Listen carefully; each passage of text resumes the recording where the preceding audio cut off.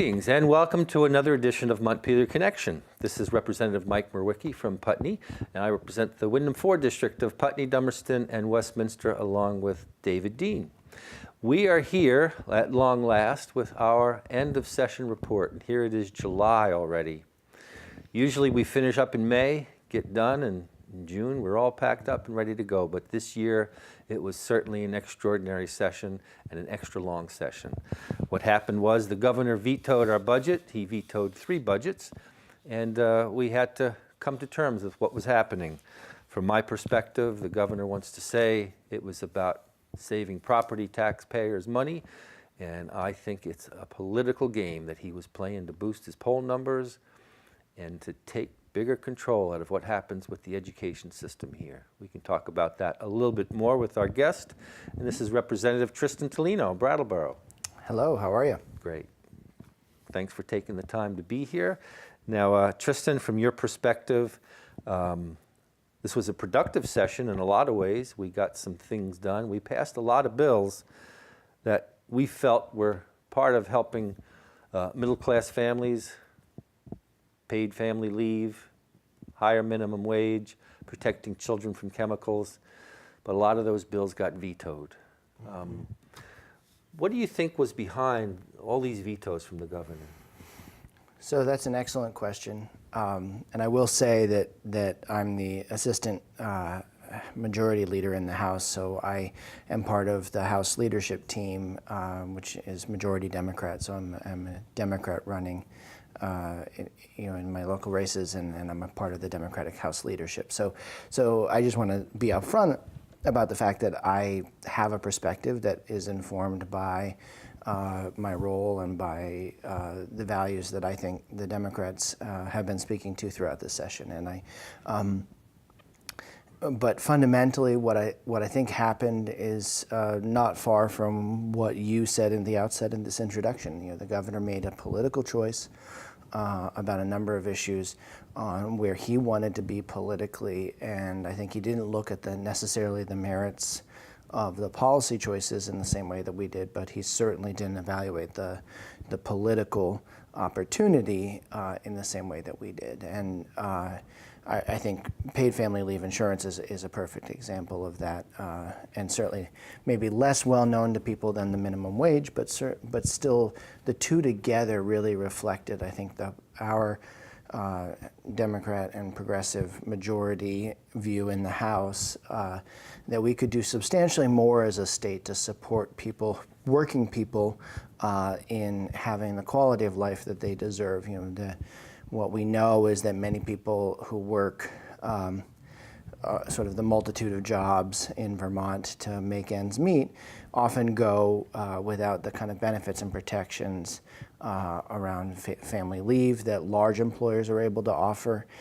We know that if you work many hours close to the minimum wage, that if you're an individual young person or living at home, that may be manageable. But if you're raising a family, if you're trying to get ahead, if you're trying to juggle college and work, for instance, that's really an untenable situation. And those two combined provided a much more solid threshold foundation for people to thrive. And that's behind, I think, the belief in wanting people to have the conditions where they can thrive. That's behind a lot of what we've done throughout the years. Certainly the last biennium, I think it was a very clear priority of ours. So I'm not saying that I don't think that the governor wants people to thrive. I think he does.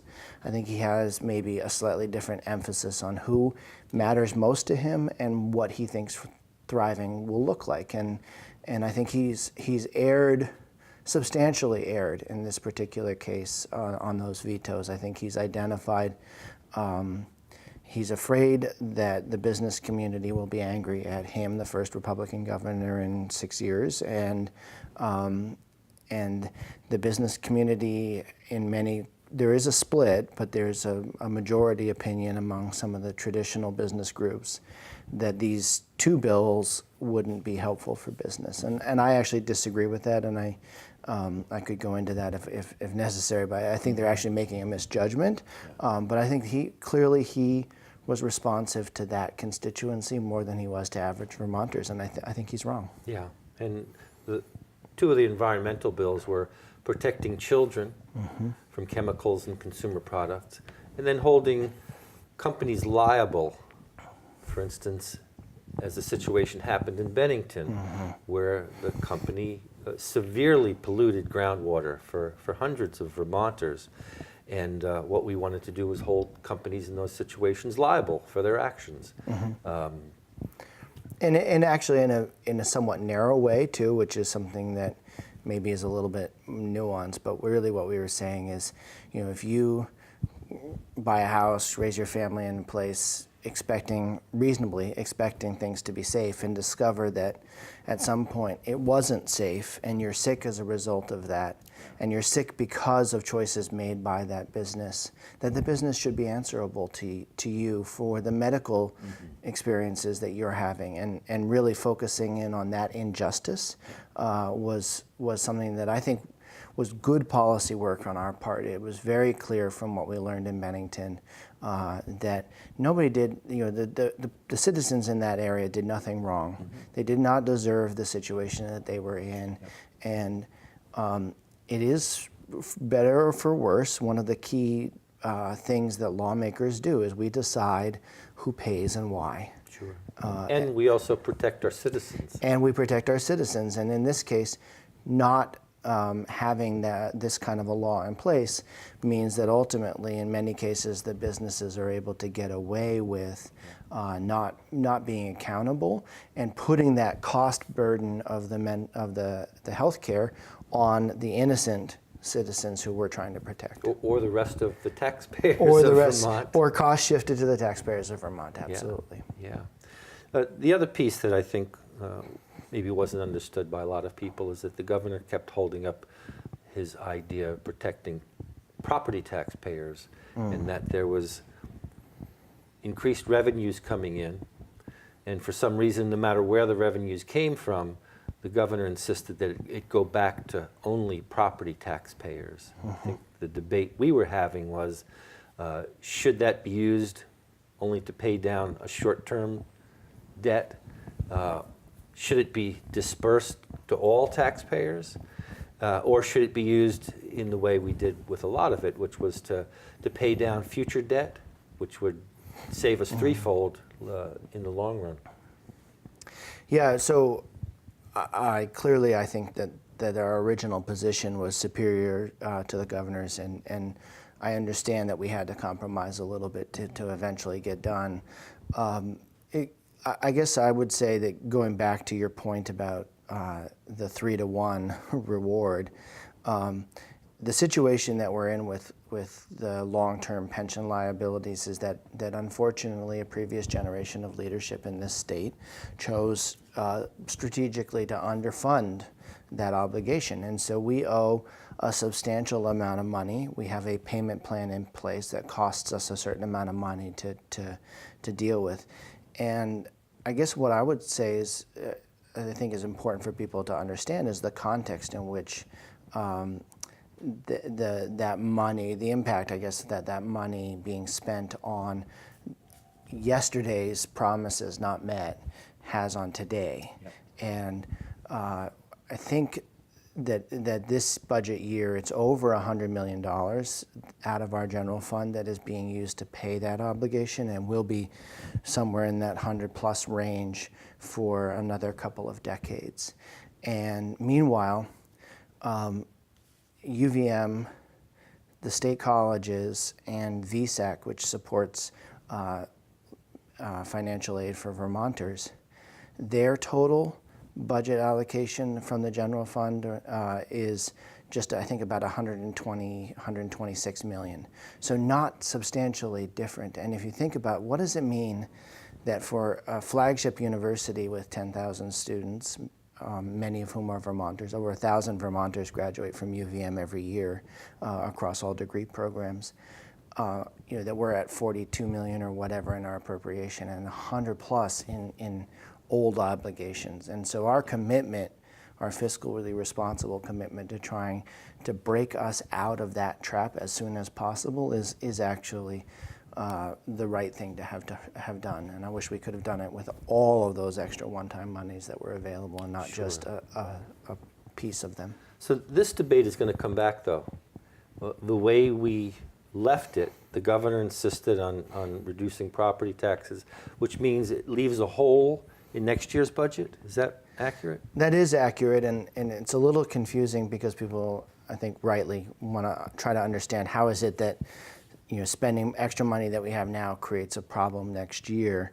And what it is that the tax rate is based on a relatively predictable income level or revenue level.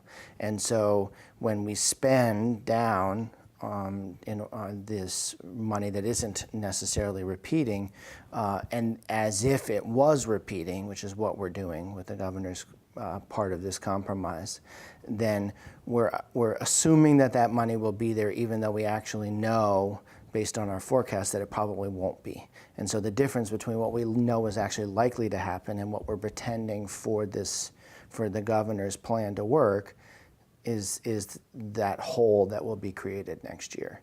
And so I think you've put it well. Like we knew this was a problem going into it, and yet this is where we're going to be facing the battle next year. So no Vermonter should be surprised if in November and December the governor's team releases a letter announcing an expected increase of 8 or 9 or 10 cents or 11 cents in next year's tax rate, and that will be because much of that will be because of the buy down this year, and that's the price that we will all pay for the part of this negotiation that he won. Mm-hmm.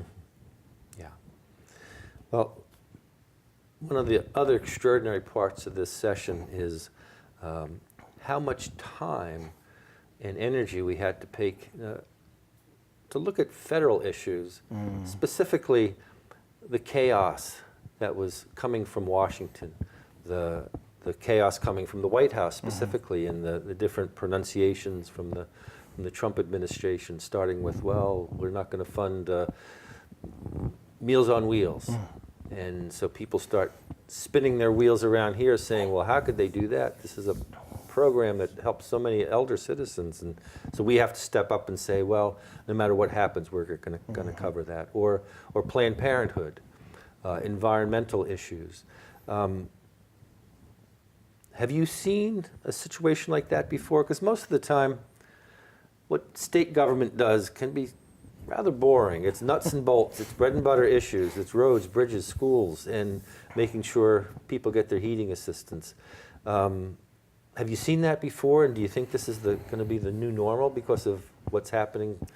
Well, the chaos from Washington? No, I have never seen it before, nor do I hope or expect that it will be the new normal. It is certainly our current reality, and as you know, there's a number of initiatives that we put in place, and some of which the governor did support to try to protect Vermont against the vagaries of what Washington is doing. It's not atypical for there to be different funding priorities that emerge from different administrations. The Bush era versus the Obama era had clearly different spending priorities, and that's kind of the consequence of a change of party and administration, that there will be different priorities. But what is different in this particular cycle is just the pace at which these changes were made, and frankly the mechanism. They weren't really made, most of them, through the slow deliberative lawmaking process where all of those stakeholders can kind of fight it out to see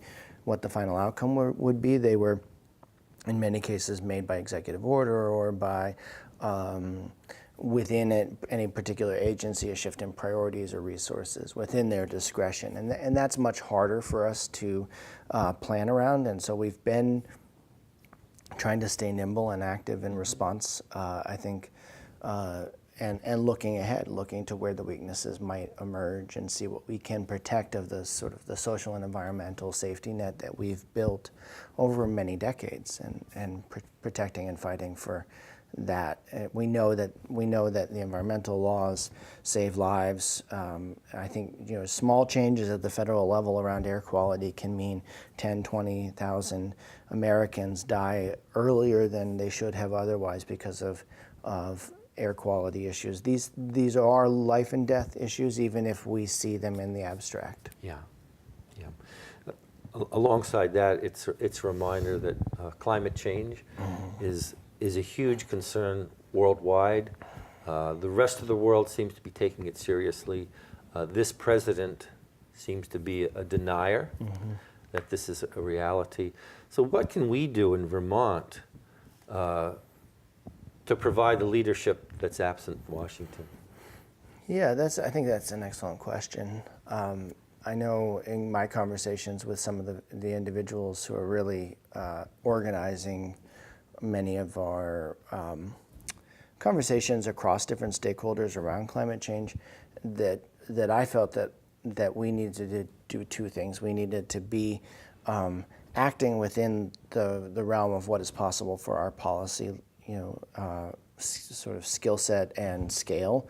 So we know that we can't address sort of macro issues, big issues in the way that, say, California can. California, because they're one of the largest economies in the world and have such scale, that if they make a decision, the business community will largely have to adjust to California because they can't afford to not be responsive to that market. We don't have that market power. I mean, we're a suburb in California in terms of our population. So what we can do is we can do scale appropriate things within our policy areas.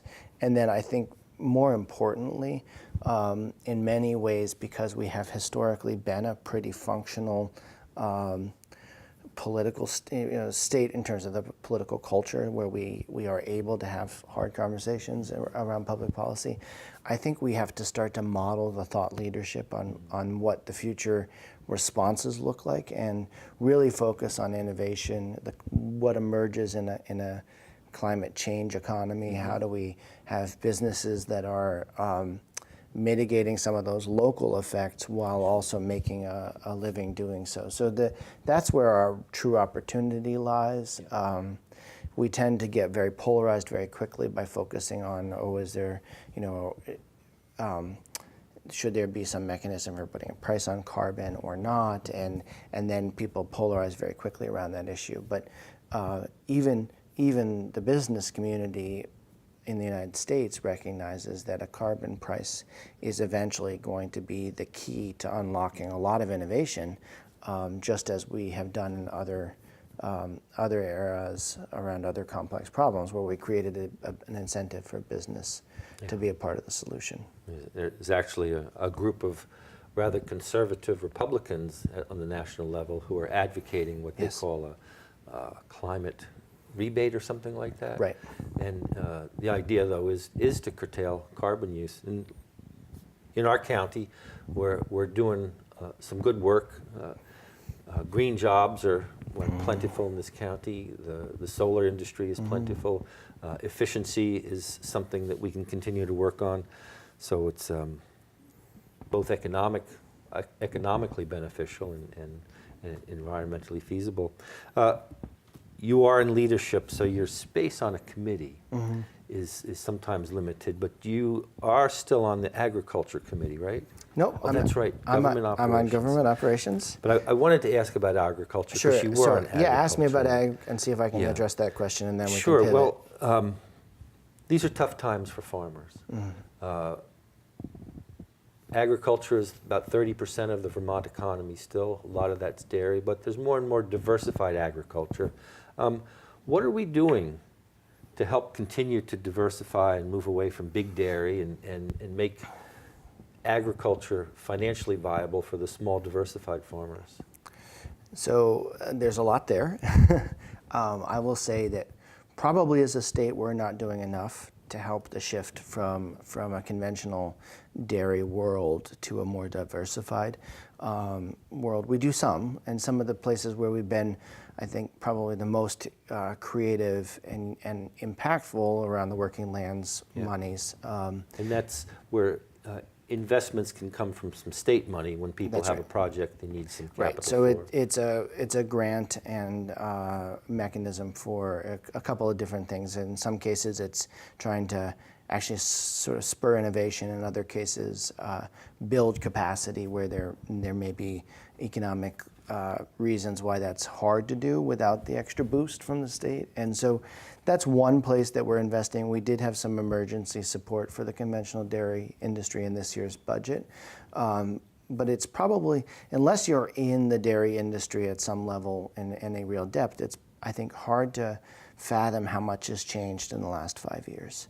So I'll set aside organic for a moment. That's a slightly different market than the conventional dairy. But for the conventional dairy world, the old farms that had 100, 150 milkers that were sort of medium-sized operations in Vermont, those are disappearing.